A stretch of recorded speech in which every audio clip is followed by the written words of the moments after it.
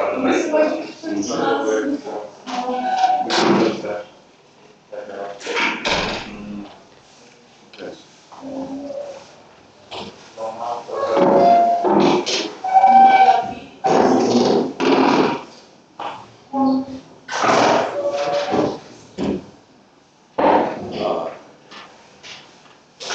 subject of my lecture is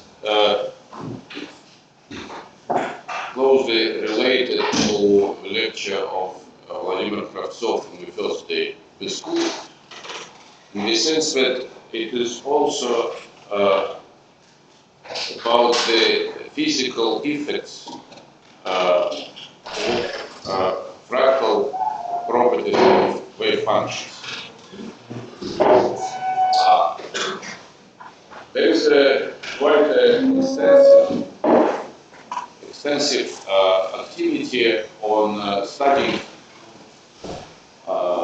multifractal properties of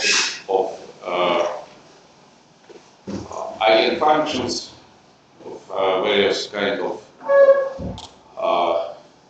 localization problem, Anderson mobility problem, and a lot of various things is known about this multifractal properties.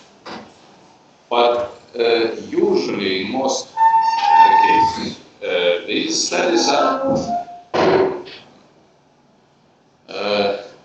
somehow separated from purely physical questions. I mean, related to what people could see and expect. And we just wanted to try to fill a little bit this gap and explain how these unusual properties can be seen in this or that experimental situation. And I will talk about application of these ideas to the behavior of strongly disordered superconductors. Here at this first slide we see 4 items, and 2 of them are with some small circles. The meaning is the following. Number 1 and 3 is a brief introduction to some well-known properties known for decades. But I will, of course, tell you what these properties are and how to understand them. While items 2 and 4 are some less old, relatively recent power contribution to these types. The last one, number 4, is even very fresh. So let's go. Here for the further use, there is some list of relevant references which I will not comment by now. So first of all, usual semi-classical theory of superconductivity. Known for 50 years or 60 years. 60. You have a usual metallic superconductor, like aluminum or niobium or something else. And then you make a alloy out of it. So you put some other atoms inside. Then electrons start to scatter on these impurities. And if the mean-free path of these electrons due to scattering on impurities becomes less than the size of Cooper pair, something may happen with this superconductivity. The question is what exactly happens. First important statement, which was derived theoretically more or less simultaneously by Bekosov and Berekov and by Phil Anderson, was the statement that transition temperature of this alloy will not depend on the entry path. This is quite a strong statement, and of course it has some limitation which I will discuss. But in principle, it is a very strong statement because coherence length of a superconductor, which is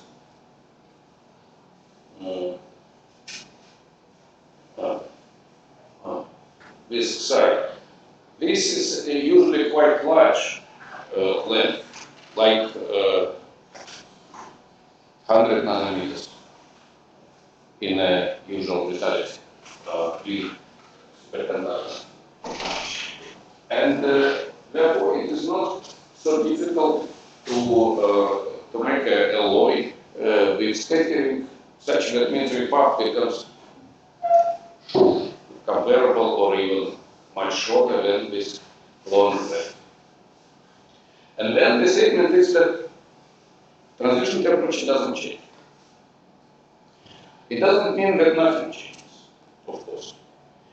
Namely, the effective size of Cooper pairs changes, it becomes smaller. The long penetration depth, the length at which magnetic field penetrates the superconductor, also changes. It becomes larger when mean path decreases. Correspondingly,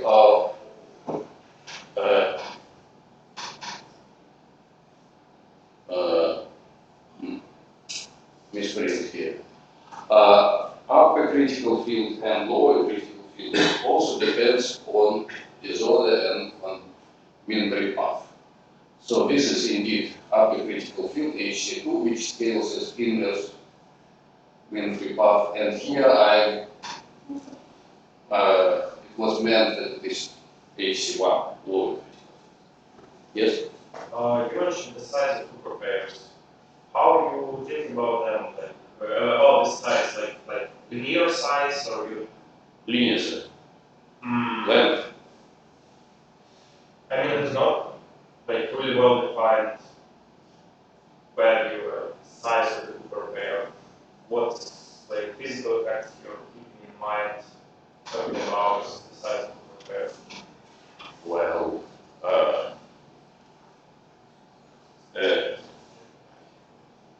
it is the length at which the superconducting order parameter changes if you have some way, you include some influence which is going to change some local perturbation. So you might ask how far this local perturbation will affect your superconducting order parameter. What kind of perturbation? Any kind of perturbation. That's potential purity. No, I mean, okay. You can consider, for example, a contact between a superconductor and a normal metal, where this here all parameter goes to zero when you go further on. Then the question is how fast this order parameter will approach its super value in the superconductor. So one example.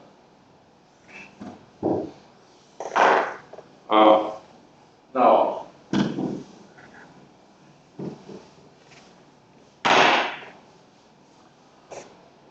all these results, especially independence transition temperature on disorder, is valid until the scattering length, mean-free path, is not very short. It still should be large compared to atomic scale or the Broglie wavelength of electrons. And I will explain what happens if this condition is broken. But first, let's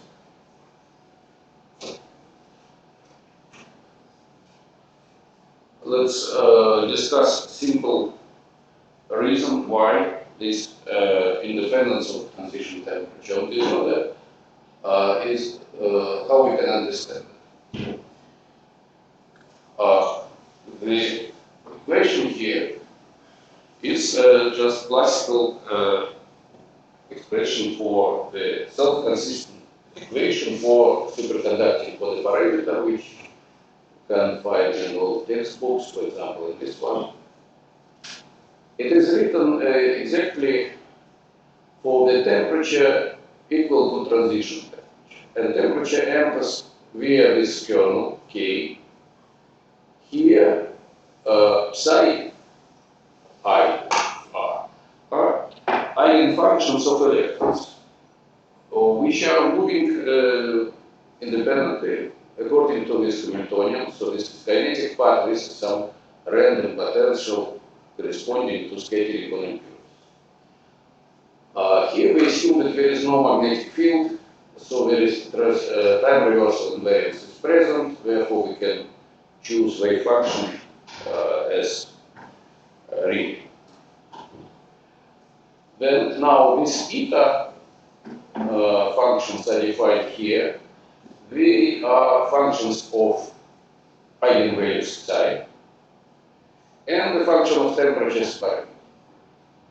So the meaning of this equation is that it gives us the value of temperature, the non-trivial solution of such equation it is. So it defines temperature of transition into a superconducting state. Now, without this disorder scattering psi would be simply plain waves, but in presence of this potential, these are some functions which we do not know exact form, but we know some statistical properties.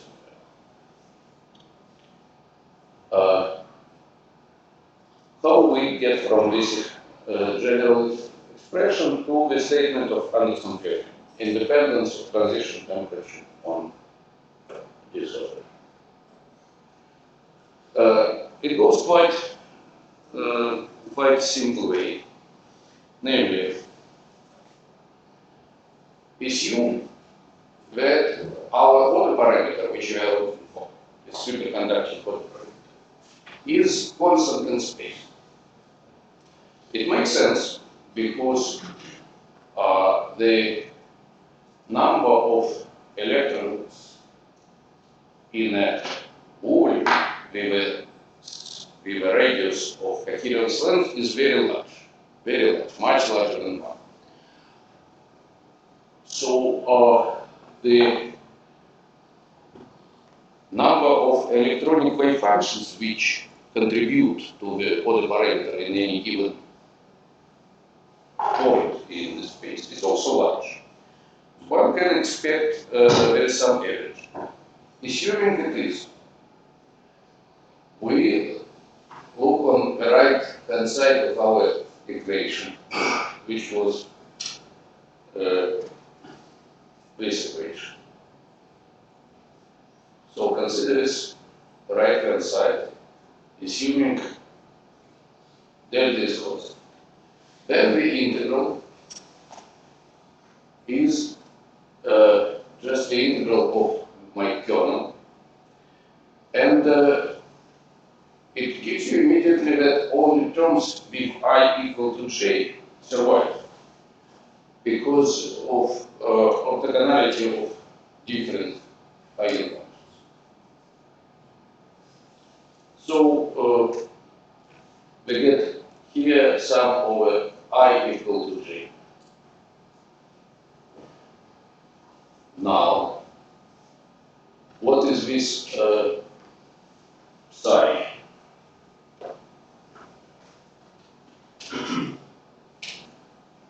get here, psi, multiplied by something, some smooth function. But normally psi, in the system with usual extended eigenfunction can be replaced simply by inverse volume due to normalization of eigenfunctions. And then our soft consistency equation is reduced to this form. It contains only integral over energy, calculate relative to Fermi energy. This is density of states, and this is the same function tangent hyperbolic of energy divided by 2. This equation is exactly usual BCS equation for transition temperature, which doesn't know anything about this one. All this information that our wave functions are not plane waves but something more complicated disappears once we assume that this or the parameter is constant, and therefore we reduce our equation to this simple form. But this assumption that the superconducting state which we are looking for is uniform is crucial to make this conclusion. Otherwise, we would not be able to simplify our equation in this way. Then the next question is, how good is this assumption? What controls these fluctuations of our body parameter, which can be expressed in terms of our eigenfunctions and function of eigenvalues? I will not derive this statement, but just make it as a statement. One can show that relative fluctuations of this body parameter are controlled by dimensionless resistance of our metal in the normal state. So it is either inverse conductance per unit per square in two-dimensional system, or for three-dimensional system we define effective resistance, which is resistivity divided by coherence length. So it is a resistance of a cube with the size of the coherence. Roughly speaking, this conductance is measured as product of Fermi wave vector by mean free path. So, if this product, which in metals, in a reasonable metals, it is a very large parameter, but there are many materials where this parameter is not large. It can be comparable to 1 or even less than 1. And if we go to this range, then as we can see, these fluctuations to the parameter becomes large, not smaller. And so the whole arguments leading to Anderson theorem cannot be applied. Then the question what to do in this situation. First, before I explain what to do in this situation, let me mention that experimentally the activity in this field was started very long ago. For example, one of the first papers was dated by 1917. And then it becomes rather intensive after the end of the 80s and beginning of the 90s. For example, this is one of the most well-known plots which show evolution of amorphous bismuth films with change of their thickness. Then they are sufficiently thick. This is resistivity, as function of temperature, and this resistivity drops more or less to zero. Then it becomes thin, superconductivity disappears, and instead one sees transition to insulating behavior at low temperatures. And roughly speaking, the transition happens somewhere in the range where resistance is close to quantum of resistance. Here it is another example of the same kind of behavior on amorphous films of indium oxide.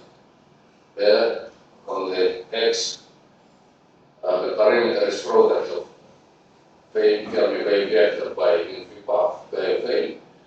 When it is not very small, there is a superconducting state, and these squares show transition temperature, which decreases a little bit.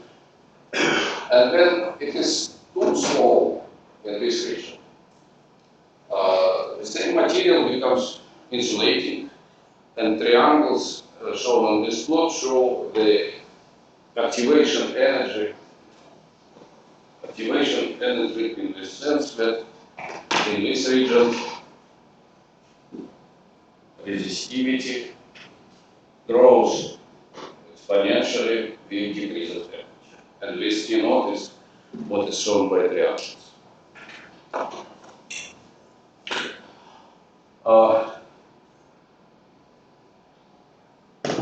Now, what we can do, this slide is to show how inhomogeneous superconductivity looks like, and the lower plot, this is a 2D map of superconducting energy gap measured by local probe scanning tunneling spectroscopy in the film of titanium nitride. Here, color shows the width of the gap, which changes from 240 to 280 microvolts, shown by color. And you see that there is a not so small variation by maybe 20%. So this is already quite inhomogeneous superconductivity. And on the top, you see similar picture, but not from experiment, but from numerical calculation, numerical solution of some simplified model of two-dimensional superconductivity. That was one of the first papers where it was numerically shown how inhomogeneous may become superconductivity at strong dissolvation. Now, suppose we abandon this assumption of constant for the parameter, and still we want to use some kind of BCS type theory, where we assume that electrons are attracted by usual, say, phonon exchange mechanism. So how we find transition temperature if we do not assume uniformity of the parameter? Look again on our original equation. It is the same equation. The appearance of non-trivial solution to this equation is equivalent formally to the divergence of this correlation function 1 minus k minus 1. Or in other terms, is what is called Couperon-Lambda diagram. which looks like this.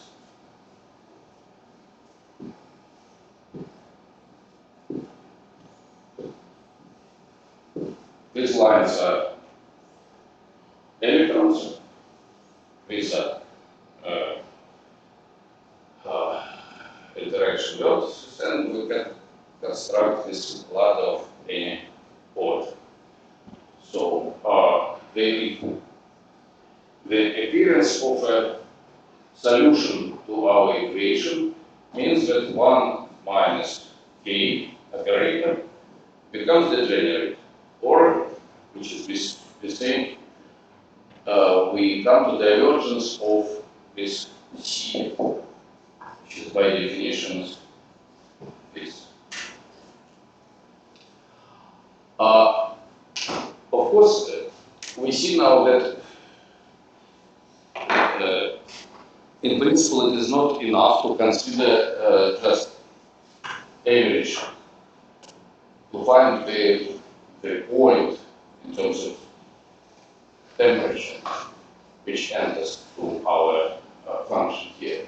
So in order to find this critical temperature, it is not enough to consider just average kernel, and this is what we did before, discussing Feigel'man here. Because we need to consider convergence condition for this whole ladder, and it contains this k operators in any power.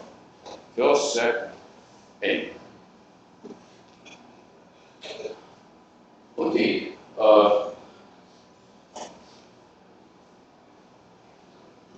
So what we want to find is there is sum. It is a trace of 1 minus k inverse, which can be presented as such a sequence. Then it diverges. The condition of this divergence is that the limit of trace k to power n plus 1 divided by trace k to power n approaches 1 when n goes to infinity. This is standard criterion for the divergence of this series. Now let's write down what is trace of k to num to power n. It can be written in this form. This is a multiple sum. There we have summation over I1, I2, I3, and so on up to n, and also j. And the basic element which enters into this sum is this. This is a matrix element made out of 4 electronic wave functions.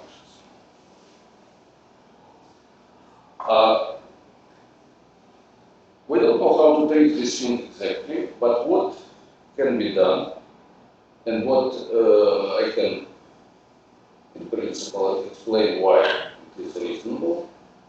We can leave in this always sum the terms where indices in these tensors, which can depend on 4 indices each, that we need to consider them as pairwise coinciding. So part of these 4, there are only 2 independent indices. And we neglect all others, which contain 3 or 4 different indices. Then, Why is this one? Huh? Why is this one to neglect this order on terms? What is the small parameter? Yeah, or yeah.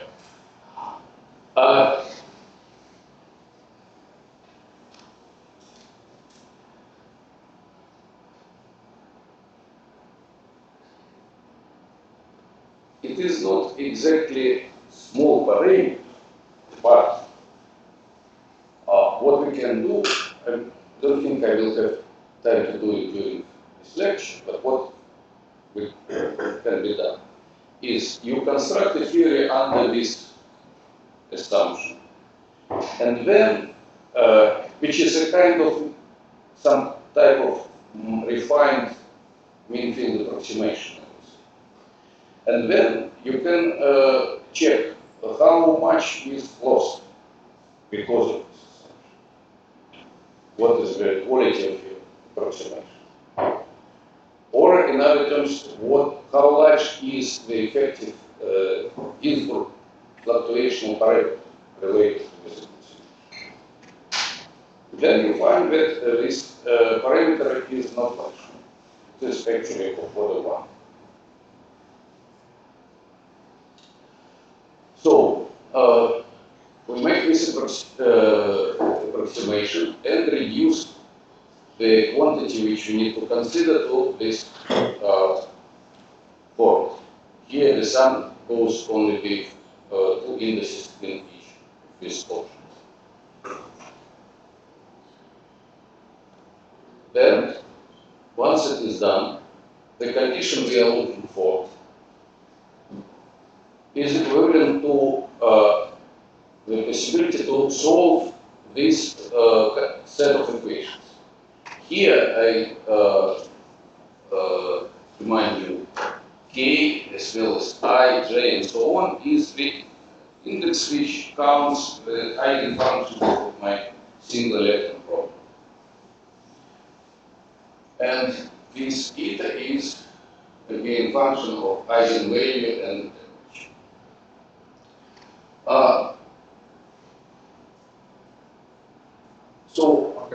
yes. So now it's just for the mixed realization of disorder, all these were functions, so there is no averaging over disorder at this point. No averaging. No, no averaging. These are just exact eigenfunctions at the given configuration of disorder function.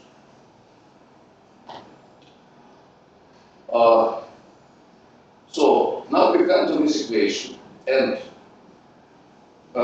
here it is which does not contain explicitly some eigenfunctions. This equation contains under the via this matrix sequence. And we may consider this the continuous form of this kind of equation. Here is a sum over eigenvalues or numbers of eigenfunctions, which I can transform into the form of integral equation. Here, instead of summation over this k, I integrate over eigenvalues. Zeta or xi is eigenvalues of my single electron equation.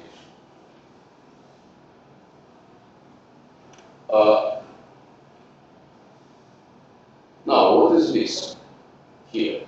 This function of m psi minus theta is an average, now averaging comes. I will consider instead of specific matrix elements which depend on I, J, and so on, I will now come to average or correlation function which is averaging of this matrix. And it depends on eigenvalues, on the difference of eigenenergies of two states. Why on the difference? Say it again. Why is only depends only on the difference, not on separate line cost? The different version. Okay, I will explain.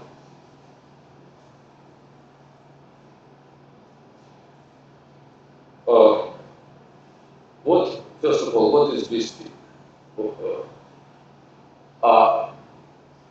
Now, let me specify where we are in terms of disorder. I assume now that we are the Fermi level of our system is close to the mobility age. I'm dealing with three-dimensional system, which is close to 3D Anderson transition. Then, of course, there are two eigenvalues, but the difference between them between these eigenvalues is considered to be small compared to Fermi level energy. So it becomes a function of this small difference. And this function, the most non-trivial feature of all this story, is that this function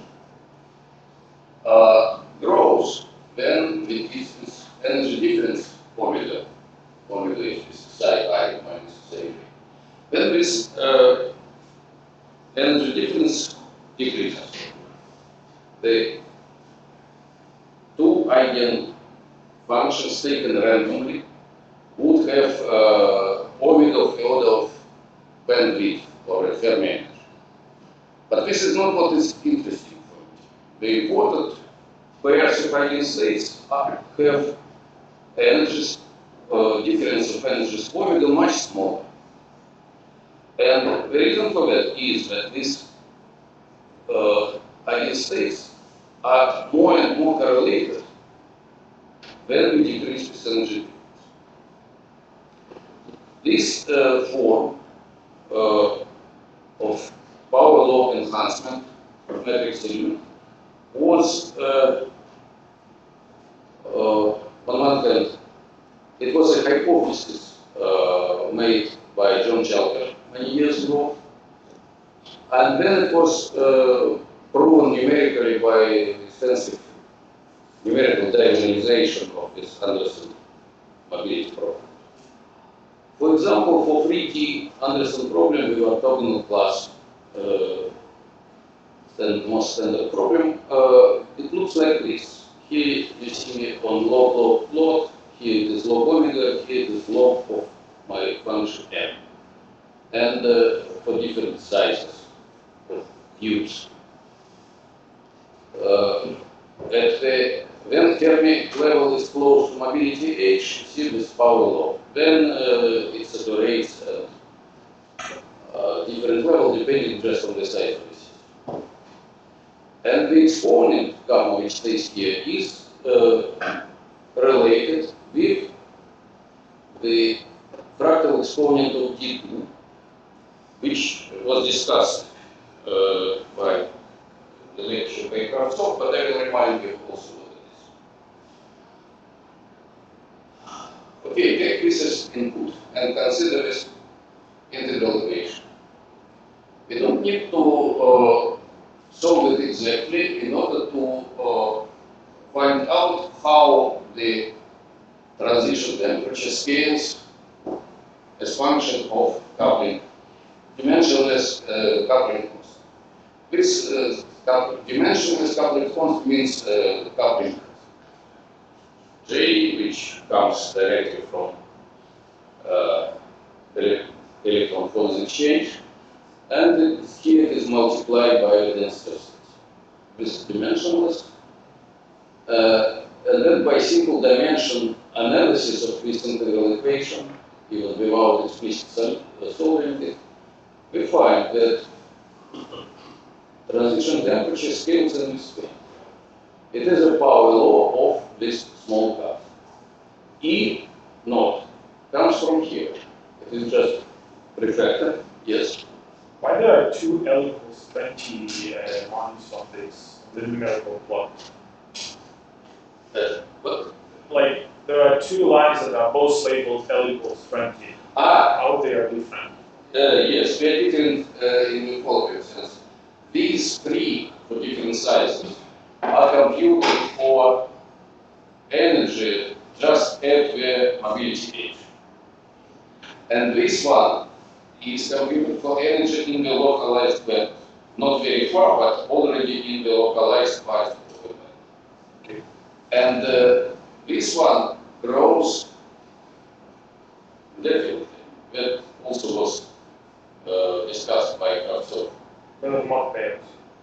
Due to Mach pairs, but this numerics doesn't know from where, it just computes this correlation function. And you see that nearly in the same slope that all energies. So, this is a large energy scale of the same order as bandwidth. And the difference between this integral equation and the one which is known for usual BCS theory is that usually this is not a function, but just a constant. When it is constant, this integral is logarithmic because eta is one of its argument and hyperbolic time is here. So we need to cut it at large energy, which is usually the pi energy. And this logarithm is cut at t, and we result the usual formula which I will write it here.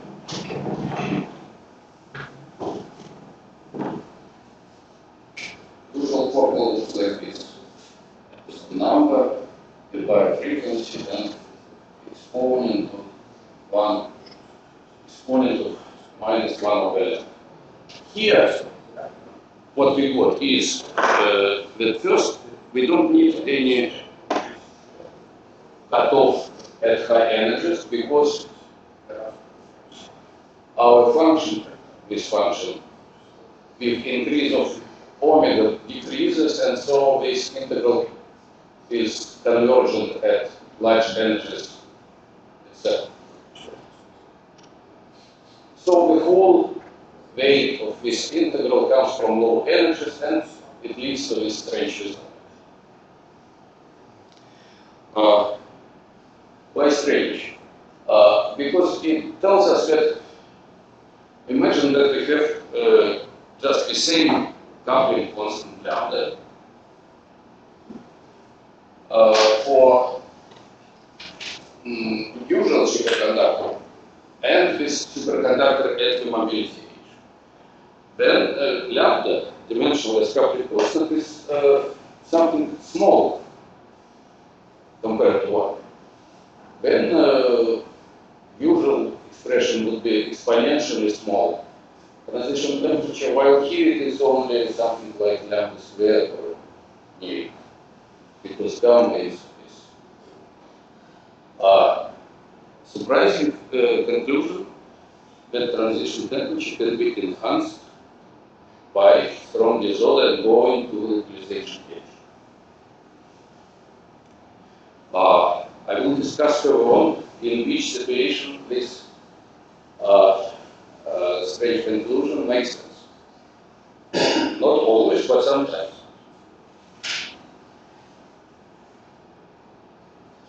But before, let me remind you some basic ideas about these random wave functions. In ballistic case, you have eigenfunctions like plane diffusive motion due to scattering by disorder can be described by Beer and Zatz, which is to say that we take these usual exponential factors e to I p r and average over the direction of momentum with some random function. With A, it is also function of a location in space, which is short-range correlated. If correlation length just means the path. The meaning of this variance is that just formalize the idea that at about the same length, which is mean the path, direction of momentum is changed to some another one more or less random. And by this kind of ansatz, you can reproduce in another way all results known for this diffusive wave functions. Now, near the mobility age, there is still another generalization of this variance is needed. Namely,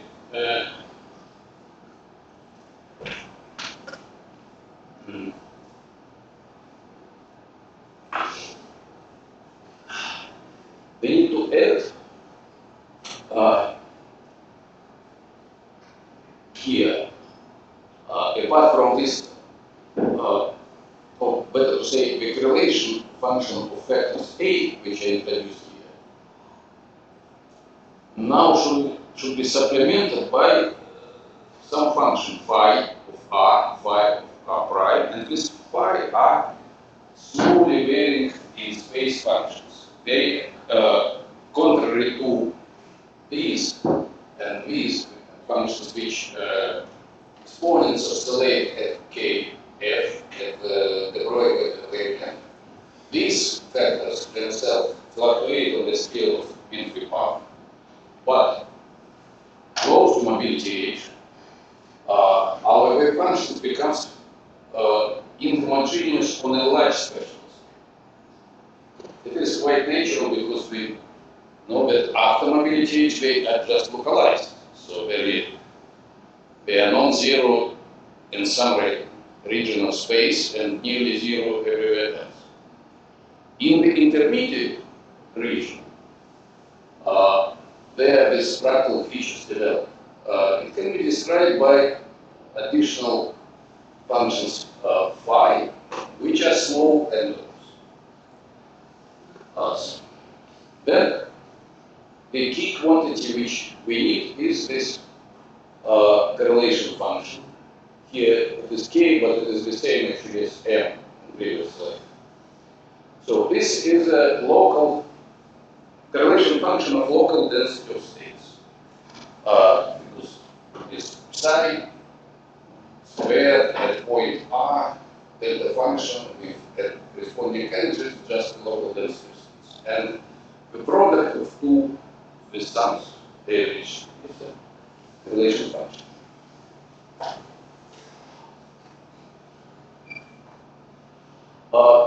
One more example of behavior of this correlation function, example from this paper for three-dimensional Anderson model with Gaussian distribution of energies. So local energies, this precise what is this model, it is a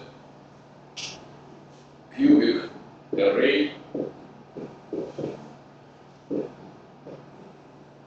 Cubic array, tunneling amplitude between nearby points is taken as t is set to 1, and then the low energy of potential energy at each site is random and belongs, say, to the window of minus y w over 2 plus w.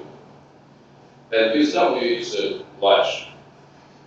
When localization happens in three-dimensional space, numerically, it is known that it happens when width of the stripe is 16.25. And what we see here, we see the result of computation of this correlation function at the values of disorder which considerably less than this critical. Starting from 2. At 2 you don't see anything, it is equivalent to usual diffusive metal, and this correlation function is just 1, nothing else. But even at 5 you see already some enhancement. At 10 you see strong enhancement of correlation function, then difference of energy becomes small. And this all happens already very far from our critical point. This is to say that localization in three-dimensional space shows some science. Something important happens with our metal already very far from the critical point. And the material which responds to this W equal 10 from this numerics, if we imagine such a material, it would be metal in the sense that it conducts at low temperatures with some constant resistivity, but it will be very bad. And if we try to characterize it it by usual product of Fermi wave vector by mean-free path, then this parameter would become smaller. So it is not something which can be described by usual semi-classical transport. Localization did not happen, but it already shows that it is happening.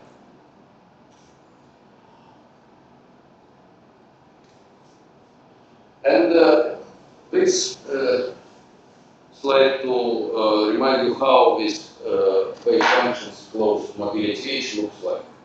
This is with big peaks and then some holes between peaks.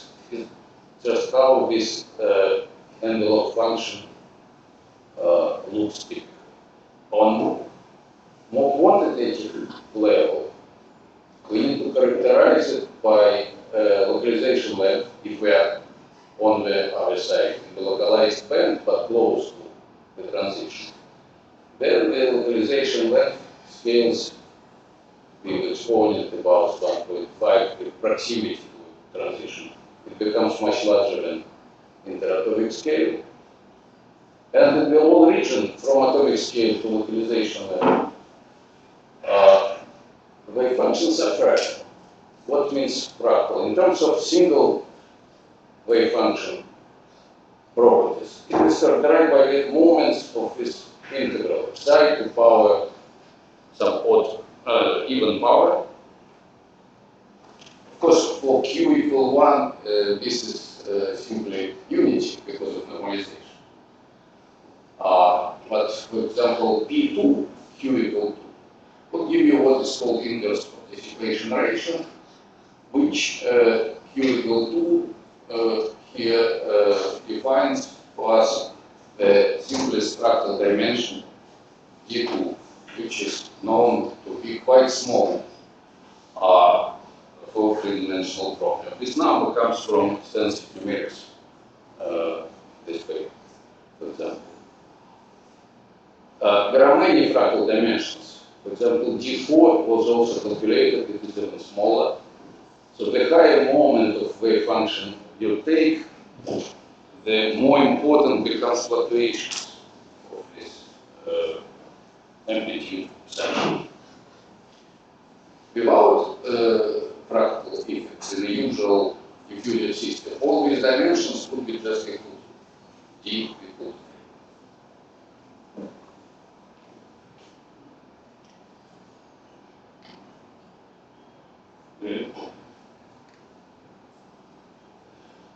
Now, that was about single electron wave function characteristics. And another characteristic, most important for us, which I already mentioned, is a power pairwise relation functions. Relation function at two different energies.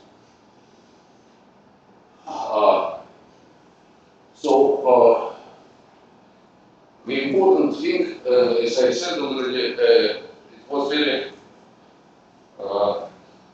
clever idea of Chalker to relate exponents which belong to different factors.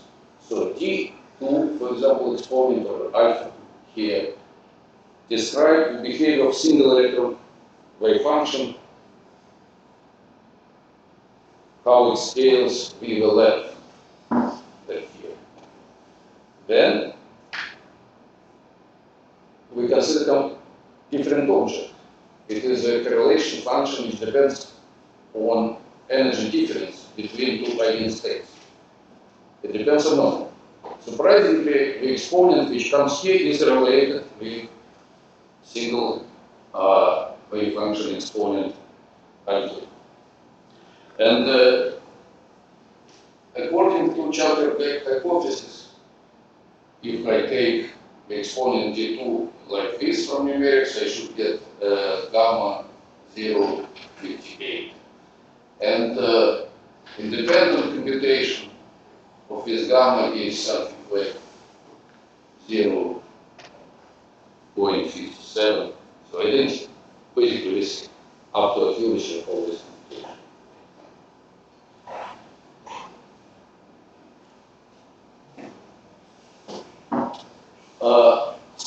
solve our equation numerically, just look to see how it looks like. Here, because we have this non-trivial integral equation, delta is not numbered, as usually it is in a simple semi-classical theory, but it is a function of energy. And this function looks like this. It has a power law delta, decreasing at large energies. How can we match our new theory developed for nearly critical ideal states and usual theory? This is our new integral equation with such solution, and this is usual. The crucial parameter is this product. It is our fractal exponent gamma multiplied by large logarithm. Remember, E naught is of the order of bandwidth, TC is very small. So, if fractality is not very big, this parameter is large, and we need to solve this kind of equation. However, formally, if we consider this equation, then fractality becomes very big. It means gamma goes to 0, all this product may be small. Then we need to introduce, of course, our cutoff in the energy, as usual, according to idea of phonon exchange between electrons. Interaction at energy is larger than the Wi-Fi energy drops to 0. So we need to introduce this cutoff here, and then we come back slowly to this usual solution.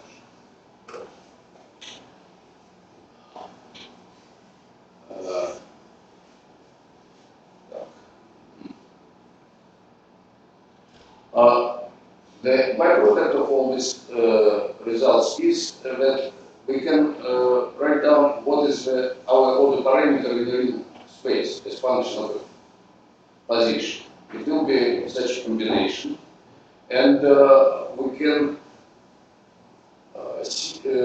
show that because of very strong fluctuations of amplitude, psi square, this function is also strongly inhomogeneous.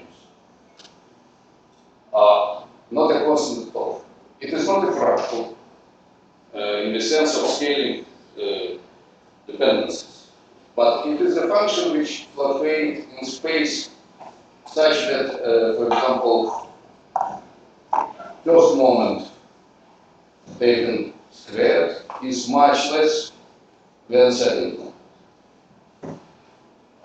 And the same refer to higher moments of this function. So our solution really represents extremely strongly inhomogeneous superconductivity. Like it is observed in related experiments, for example, here what we see is a number of plots for differential tunneling conductions measured on indium oxide films. It is all these curves are measured on the same film at different locations along the film. And here you see considerable fluctuations both of the width and especially of the height of these peaks, which is a measure of superconducting coherence. So this here I show the distribution function of these peaks for a bit less disordered and for most disordered of these films. All that shows strong fluctuations of the order parameter, which originates from fractality of wave functions. The end of part 2. And now, some explanation.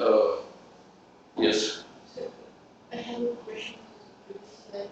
On the pictures A, B, C, so it's less disordered than the D, E, F, or? No. these letters do not measure disorder. Yeah, I understand. So you measure the gap of the superconductor pi. Here on the ABC you have a peaks, and the gap is stronger than for the lowers. Because it just illustrates how strong are fluctuations of these coherence peaks. A, B, C are the points where coherence peaks were found.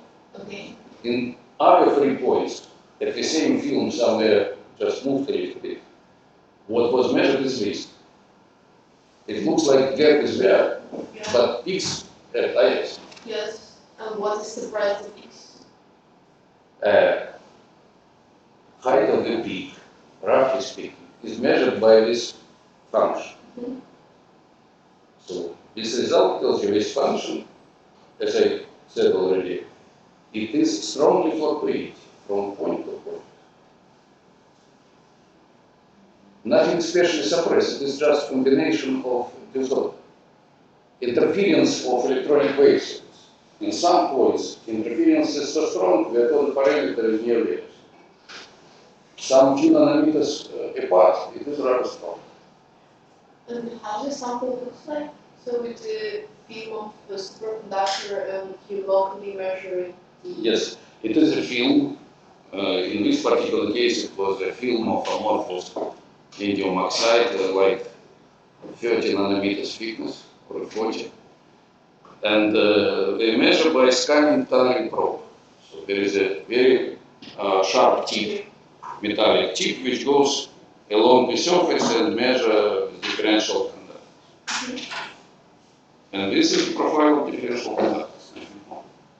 Just direct study of local properties of this.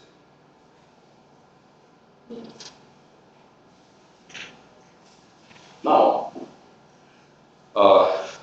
in all this discussion, we somehow neglected the existence of Coulomb interaction. We discussed it like it would not exist at all. It is not trivial why one can do it, and not always one can do it. Usually, in many materials, in fact, when you increase disorder, transition temperature not only not it grows, but it decreases. In many cases studied for a long time, the typical evolution of transition temperature with disorder is like this. Here, there is no axis here, it is resistance. Here, so resistance increases and transition temperature drops. Here, the same is in this situation. These are different materials, tin, lead, basis molybdenum, germanium. All these cases, there is, for example, all mentioned here and many others, which are characterized by a large density of conduction of electrons. Evolution of transition temperature with disorder is like this. And it is quite well understood mainly due to a theory developed by Alexander Feigel'man, which is a modified BCS theory. In which sense modified, I will explain.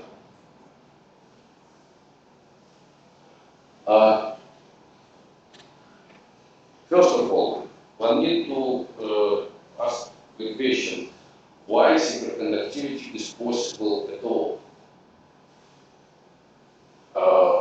Because we know that in metals, the most strong interaction out of all is just Coulomb interaction.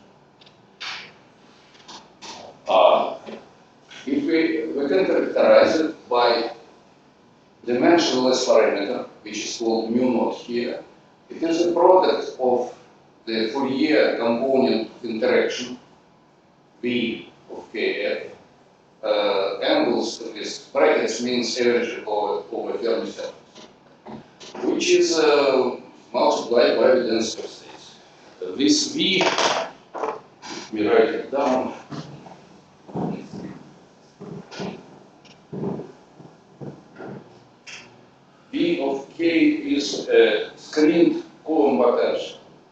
phi is squared divided by k squared plus kappa squared. Kappa is inverse the Y-screening length, which is of the order of interatomic distance here. So of the order of k Kelvin. So mu naught is of the order 1 in normally in usual methods. Attraction due to phonons is usually less than 1. So how it happens that it can be? The reason is that when we consider superconducting instability, we are looking to the scattering of electrons with nearly opposite momentum. This is P of one electron, say, or P1, P2, and sum of this P1 and P2 is nearly zero. It's some Q which is much smaller than Fermi wavelength.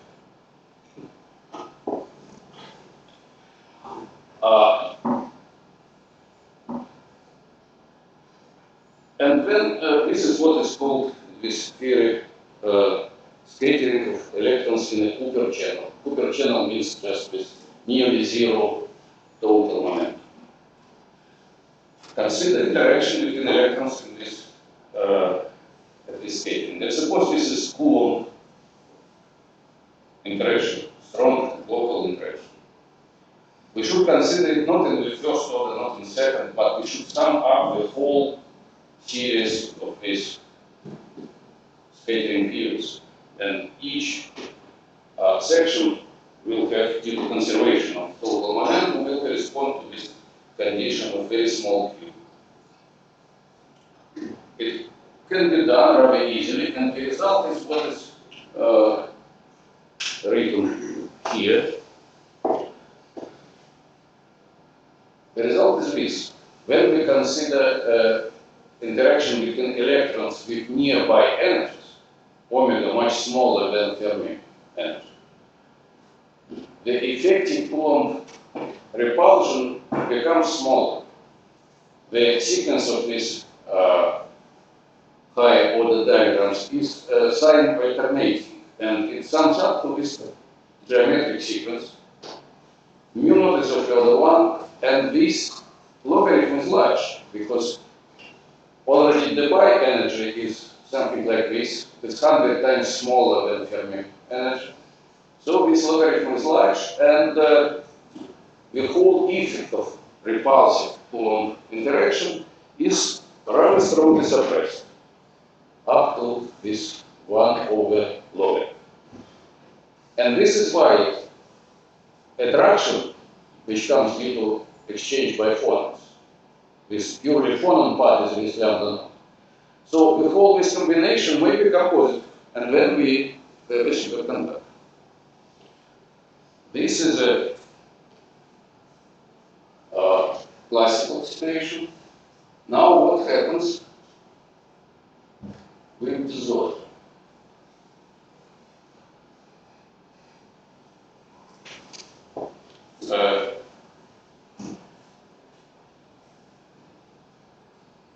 As I already told you, when we have sufficiently strong disorder, amplitude of wave function becomes fluctuating. In particular, consider such a matrix. It contains square of wave function, say I squared at some point and psi j squared at some other point r prime. Our interaction potential, it is Coulomb interaction, but it is screened, as we already discussed. It is screened on a short scale, so u of I is short range. Now what we need to consider is this kind of correlation function. We already discussed it. How it looks like. It has, even when fractality is weak, I mean, this formula is taken for two-dimensional case, assuming large conductance, so this one with J small, but still there is a contribution average of psi squared would be just inverse volume. But if we average both of them together, we get some additional term. This logarithmic term is another indication of multifractality, what is some weak form. But now we need to introduce all these matrix elements into our calculation of effective Coulomb interaction. This one is subject to decrease due to what I call Lomachyov logarithm. This one becomes small as one of logarithm. But this part, which is due to local correlation between wave functions, it is not screened by any logarithm. It survives in this form. And we need to also to include it into calculation of total interaction between electrons. So this was an attraction with quantum. This was standard Coulomb effect. We need to subtract. And this is another Coulomb effect, which is becomes stronger than scattering time. This is elastic scattering time tau. When it becomes very short, strong disorder, and when we consider low frequencies, this term also grows, and it additionally suppresses the attraction between electrons. This is why usually in disordered metals, transition temperature decreases. Coupling decreases. It is not constant because actually it is a function depending on energy difference, epsilon here. But this is not that important. The important is that the decrease of lambda, since temperature is exponential function of 1 by lambda, we have this decrease.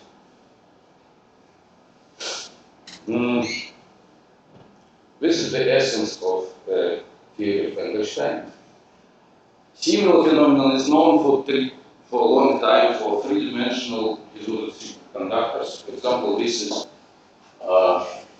theoretical paper of Anderson, Mutali, Ramakrishna, who consider 3D degradation of transition temperature with disorder in high temperature superconductors. The paper was written in 1983, so what we meant has nothing to do with what we now call high temperature superconductors, which were discovered several years later. But it was about usual intermetallic alloys like niobium, germanium, and so on, which had a relatively high temperature like 15, 20, 25 years. And then this plot is from experimental papers mentioned in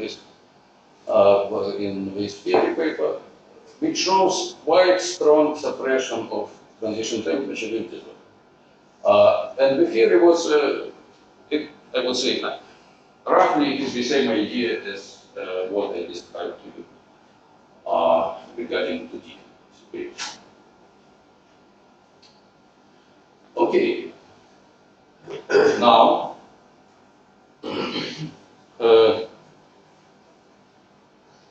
can we have something different, completely different? Is it possible that this universal degradation, as Anderson and his colleagues called it, is not so universal? Namely, could we imagine a situation when disorder is so strong that electrons, free electrons, say, before we start to consider their interaction, are just even localized, but still would they be paired and produce a superconducting state?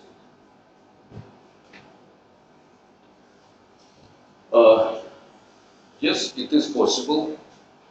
And first theoretical approach to this problem was formulated long ago by Ma and Lee in this paper, which we call just localized superconductors, meaning that they start from the formulation Suppose our Fermi level is in the localized part of the band.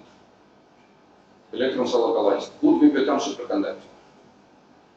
And yes, sometimes we. But at this time of this paper, fractality of wave functions was almost not known, or it was only very few people who understand at this time that there is such a feature. So they did not use these ideas of multifractality, and therefore their consideration was rather approximate. But it was a very good idea which we developed later on using this knowledge about fractality. So, again, this is the same formula with localization length, which is large if we are close to mobility gauge. And then there is a matrix element already discussed, which scales in such a way. Localization length in some small power. D is close to 1.3. The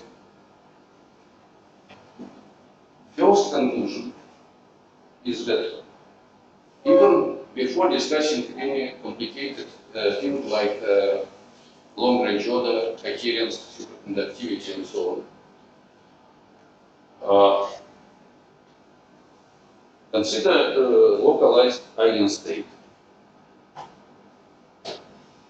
in which we can put two electrons with opposite states.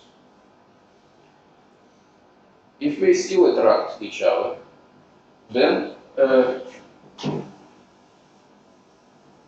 the even states, I mean the state which is populated by two electrons with opposite states, or just the absence of any electrons, these even states will typically have energy lower than odd states, because two electrons attract each other, and the magnitude of this attraction is, it is attraction constant multiplied by this matrix.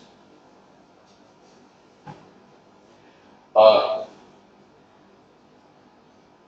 is it here? This situation was discussed in a somewhat different, more obvious, I would say, more situation in the following way.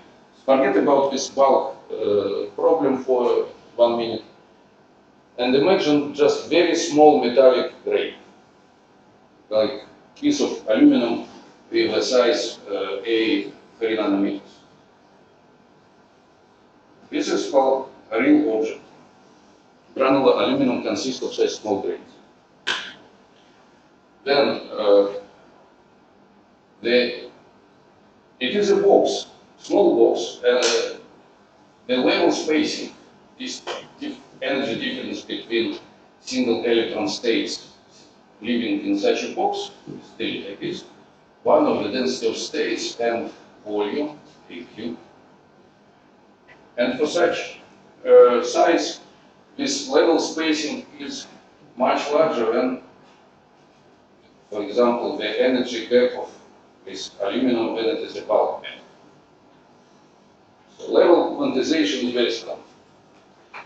In this situation, there is no point to discuss superconductivity of in such a grain. But one may ask a question: do we have parity? Suppose we change number of electrons on such a grain one by one. Will we see any difference depending on if we have even or odd number of electrons on the grain? And yes, the answer is we will have a difference, precisely because when number of electrons is even, we can put them one by pairs on each level and make full use of the attraction between them. This problem was studied by many people, especially I would mention a paper by Mikhail and Larkin of 97, who have shown how this parity effect develops because of just pairwise attraction of electrons sitting in the same eigenstate. Now, in this case, it was about very small metallic grain, but qualitatively similar feature appears when localization is not due to the small box of material, but because material is now, we're back to the bulk situation, but disorder is so strong that eigenfunctions are localized. We can play more or less the same game, but not forgetting fractality of this wave function. So there is a simple, just two electron interaction, which bounds them in pair. The magnitude of this pairing is given by this.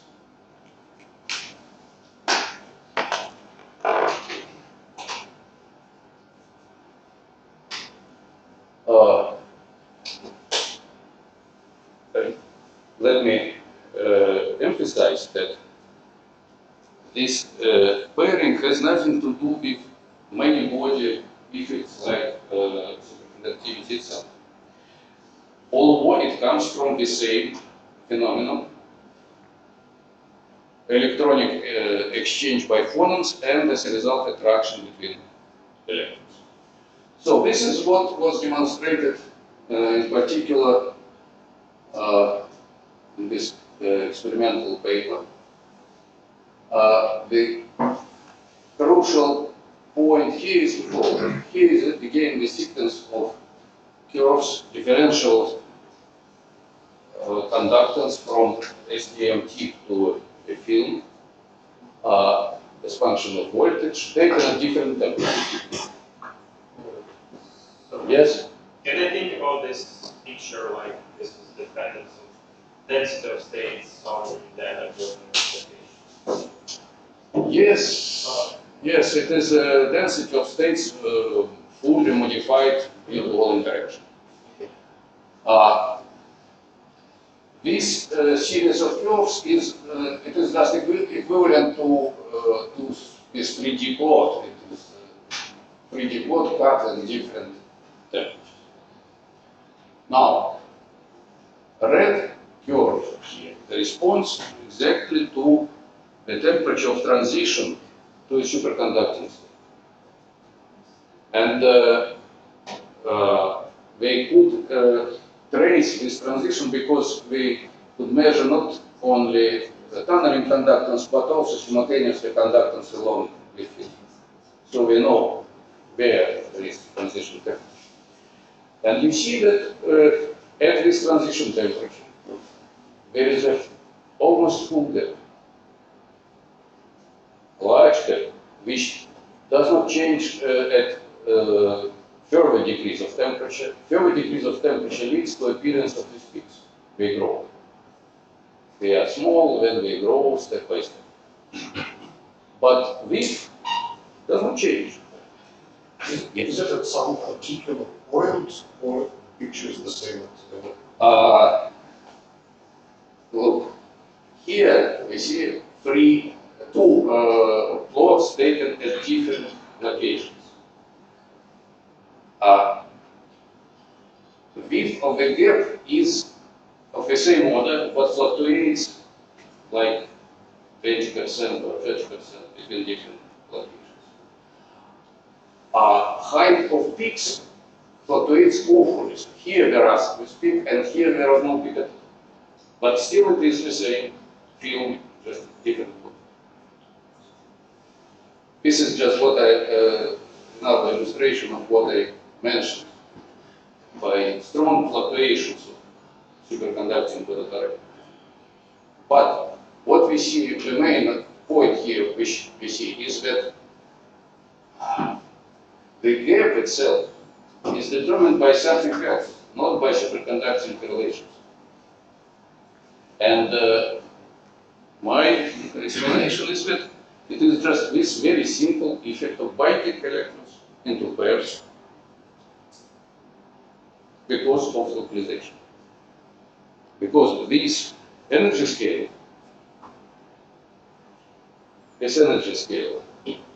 would be zero for extended states, for delocalized states. For delocalized states, L goes to infinity, at this matrix element disappears.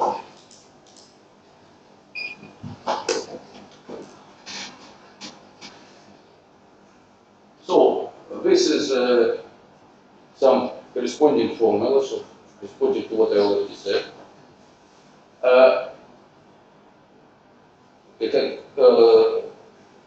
When we use make a use of the scaling exponents known for nearly localized states, we can find what is this width of the depth pairing here.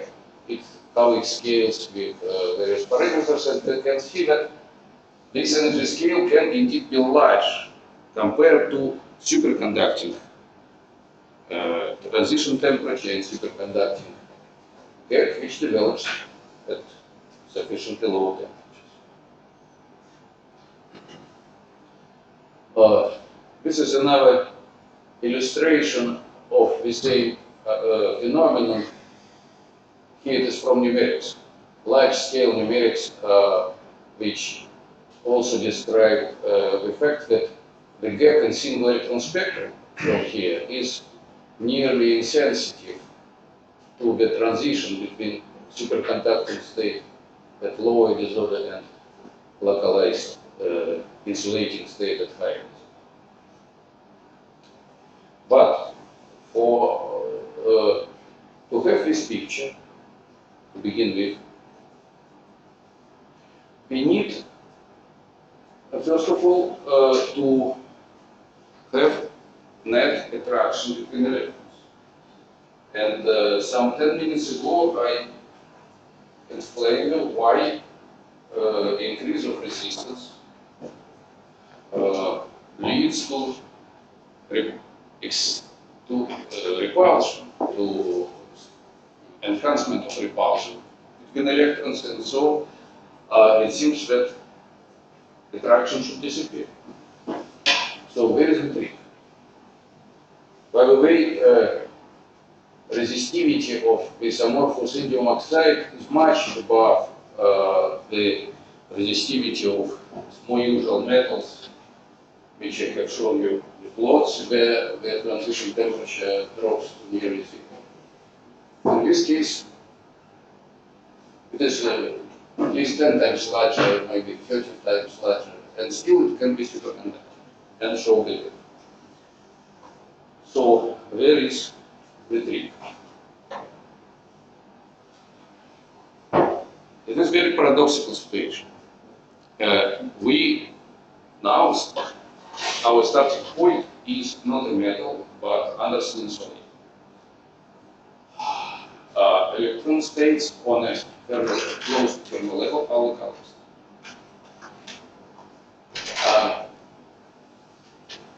It means that Coulomb interaction is not anymore screened on a very short scale.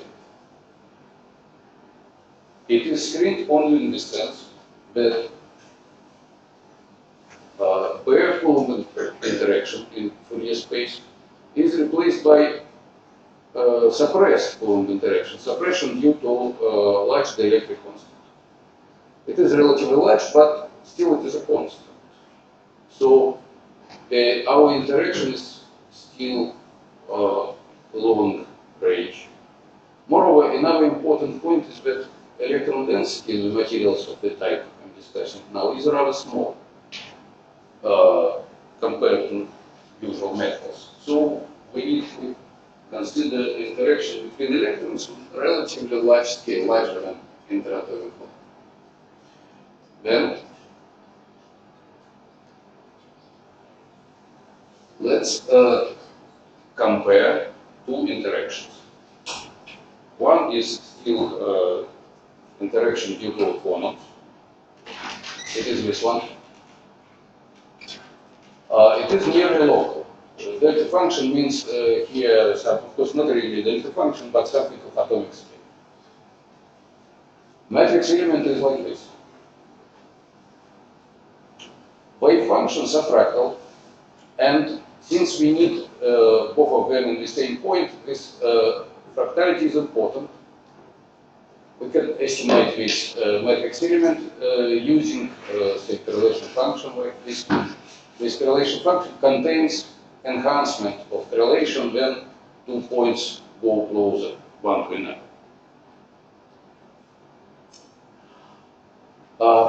So we yes, here the matrix element is shown here. This is some number. The important factor is here. It is a ratio of interatomic scale to localization length. This is small factor.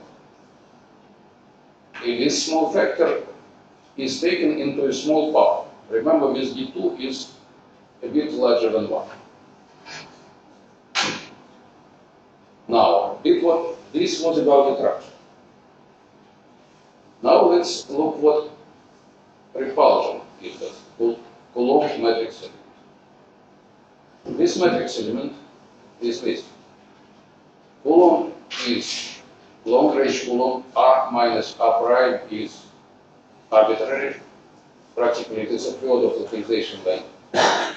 And this matrix element can be estimated like in a trivial way, E squared by epsilon, the electric constant and localization length. So here in this matrix element, no any role of fractality is seen.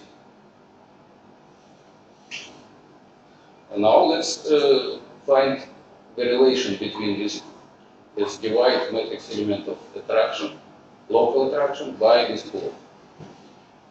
We get something where there are some material parameters, and the most important point is that this small ratio here is taken into very small power, like 1/4. As a result, when we put into here all parameters which we know from material, we find that this ratio is something like 2 by lambda naught 3 from dimensionless constant. This thing can be larger than 1. So attraction can be larger than repulsion. Because attraction is enhanced due to fractal nature of matrix. While Coulomb repulsion is not enhanced. It does not feel fractal features of wave function. If it would not be this fractal exponent, if I would put here D2 equal to 3, with all the same parameter, I would get this ratio like lambda divided by 100, which is definitely much smaller than 1, and no net attraction would be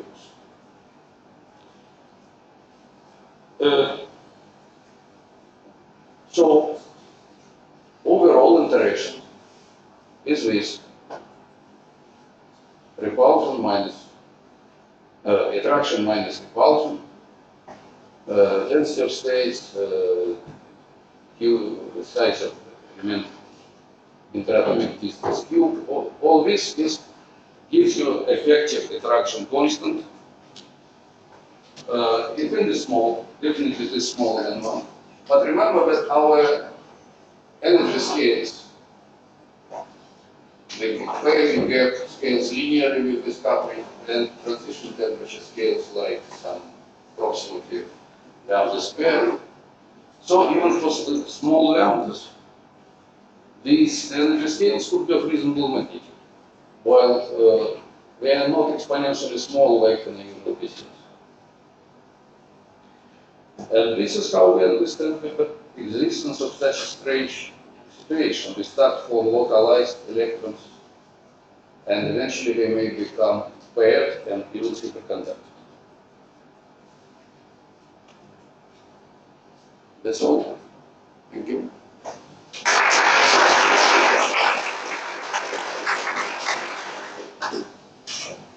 Question. When you showed without the treatment, you saw the gap, right? On the graph. that implies the superpair material, right? And does it mean the superpair can be localized to the non-superconducting material? Say it again, I did not understand. When you see a superpair in experiment and you see this gap, does it mean that superconducting material or superpair could be localized by Anderson localization? If you only have but not the given speeds, it means that you have pairs, but they are not superconducting. There is no shear current. On the contrary, this is the mechanism why in this situation you have a strong insulation, because the electrons are paired. And if you do with lower temperature, you need to break a pair in order to get to hope something. This is the reason why resistivity exponentially grows with temperature. So this is, I mean, pairing electrons under these circumstances does not mean superconductivity yet. It might lead to insulation and maybe superconductivity. Okay.